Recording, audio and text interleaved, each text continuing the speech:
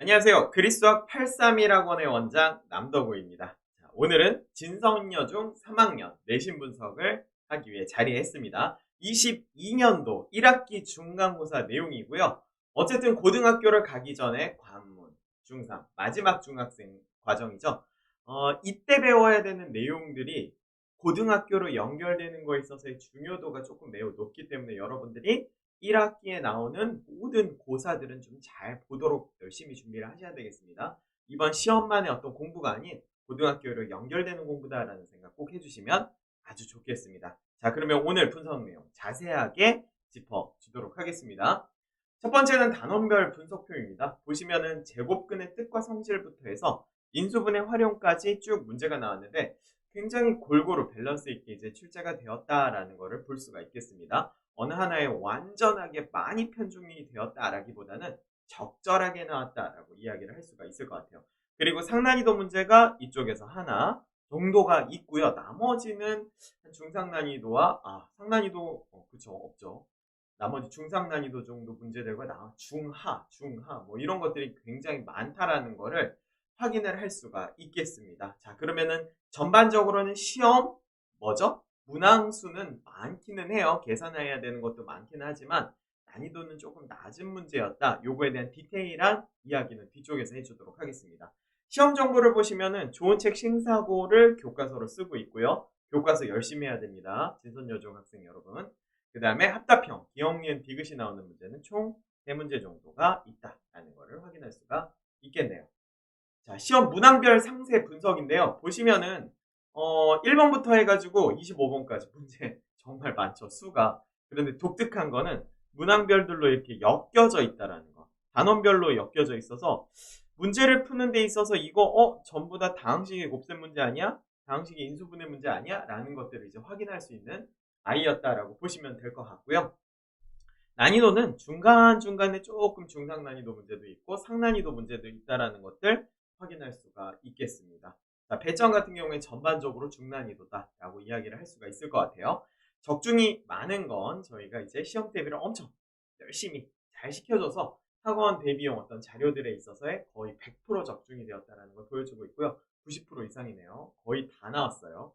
자, 자료를 준비 잘해주는 학원, 그리스학 831학원이라는 점 기억을 해주시면 좋겠습니다. 시험 범위와 단원별 문항수는 이렇게 체크를 해서 여러분들이 참고만 해주시면 좋겠습니다. 출제 경향 보도록 하겠습니다. 문항수 아까 많았다라는 거 확인이 됐죠? 중상부터 상난이도 단원에 이제 1단원에서 한 문항 정도 나왔고 2단원에서 한 3문항 정도 나왔다라는 거 기억을 해주시고요. 대체적으로 난이도가 중간 난이도였다라는 거를 기억해 주세요. 그리고 계산 연습 많이 해야지만 시간을 줄일 수가 있는 시험이었다라는 것도 꼭 기억을 해주면 좋겠습니다. 계산 능력을 기르고 조금 뭐라 그러지? 반복해서 숙달을 해야 되는 거는 어떤 거냐면 교과서를 몇 회를 끝낼 것인가에 대한 기준을 잘 잡으셔야 돼요. 보통은 3회를 끝냈어요 또는 5회를 끝냈어요 라는 것들이 꽤 많아요. 고등학교 가시면 보통 5회 정도까지는 열심히 돌리셔야 시험 문제 잘 볼 수 있도록 여러분들이 익숙함이 이제 생긴다는 거 기억을 해주시면 좋겠습니다. 자, 서술형에 대해서 확인을 한번 해볼게요. 서술형 같은 경우에는 어떠한 도형이나 모양에 대해서 식을 세운 다음에 그거를 이제 인수분해하는 과정까지 해서 식 세우기와 인수분해 이렇게 두 가지가 출제가 되었다라고 생각을 해주시면 되겠습니다. 계산을 해가지고 식을 세우고 그거에 따른 인수분해 문제였다. 이번 같은 경우에는 교과서에서 나온 게 확인이 됐어요. 25페이지에 나오는 문제들 조금 변형을 한 거다라고 확인을 해주시면 되고요. 두 번째는 이런 무리수가 나왔을 때의 정수를 찾아내는 어떤 과정에 대해서 물어보고 있습니다. 3번 같은 경우의 문제는 대수 이제 실수 비교라는 건데 실수 비교를 하는 과정에 있어서 부등식을 쓰는 거는 꽤 어려운 문제로 발전이 될 수가 있습니다. 첫 번째 수직선에 대한 대수 비교, 두 번째 두 수의 차를 이용한 대수 비교, 그 다음에 부등식의 성질을 이용한 대수 비교인데 이 과정은 고등학교 올라갈 때까지 정말 중요하게 필요로 하는 개념이고 유형이다라고 생각을 해주시면 좋을 것 같습니다. 4번 문제 또 교과서에 나왔죠. 63페이지에 나왔고요. 배다수학의 원리를 이용해서 이제 푸는 문제 풀이였었습니다. 자, 5번 같은 경우에는 굉장히 중요해요. 고난도 문항에서 좀 많이 쓰는 어떤 형식 중에 하나인데 주어진 식을 변형시키거나 활용을 해야 되고요. 그거에 대해서 완전 제곱식으로 또 인수분해하는 어떤 추후 과정, 이 두 가지에 대해서 식 활용을 해서 문제를 풀어야 되는 내용들이 실제로는 난이도가 높은 문제들에 나오는 기본 어떤 원리다라고 생각을 해주시면 됩니다. 이거 한번 경험했다라고 보시면 돼요. 자, 그 다음에 고득점 문제는 2020년 기출문제 변형, 즉 다시 나왔던 문제들에 대한 이야기를 하고 있고요. 얘네들은 이제 가와 나를 활용해서 이제 문제를 풀어내야 되는 내용이었다. 예전 교과서, 예전 시험 문제도 꼭 출제를 한다라는 점 이해해 주시면 좋겠습니다. 자, 총평 드리도록 할게요. 포인트는 크게 난이도가 높지 않았지만 계산 문제가 훨씬 많았다라는 거. 그러려면 여러분들이 계산 연습을 어떻게 해야 되는지에 대해서 고민을 하셔야 되고요. 문항수 자체가 계산 능력치의 문제랑 문항수가 많다 보니까는 계산 실수, 유형, 익숙함을 만들어내는 것들에 대해서 집중해야 된다라는 거 한 번 더 짚어 드리도록 하겠습니다. 자, 앞으로의 공부에 대한 방향성입니다.